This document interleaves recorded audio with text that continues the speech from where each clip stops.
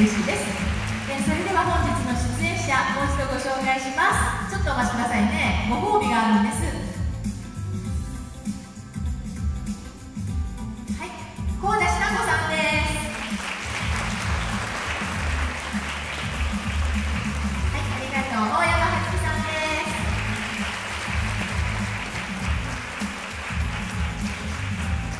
はい、花見よしこさんです。横山英子さん。はい、以上がフェイユーシャフォナスターのグループです。全部持ってきます。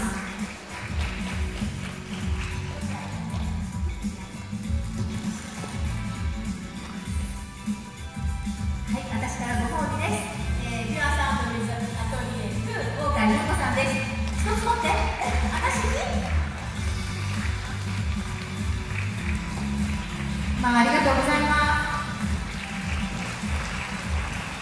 そして2番目、久野久恵さんです。はい、あら、私に、まあ、1つ取ってくださる？嬉しいわ、ありがとう。そして、池地美芽さんです。美芽ちゃんもくださると嬉しいわ、ありがとうございます。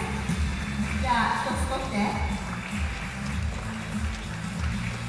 はい、そして、トリを務めてくださったのは古野優子さんです。はい、ありがとう、優子ちゃんも最後の花からありがとうございます。はい、じゃあ、この花束を。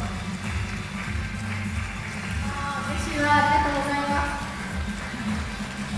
ありがとうございます。ちょっとご挨拶をありがとうございます。それでは、とりあえずご挨拶をさせていただきます。なんだかんだと言いながらやってしまいましたコンサート。またやるのかどうか分かりませんが、またひょっとしてお会いできる気があれば、また足運んでいただければ幸いでございます。本日は本当にありがとうございました。この楽器はアトリエと申します。アトリエと申します。ローラン・ホールがミュージックアトリエ、よろしくお願いします。以上。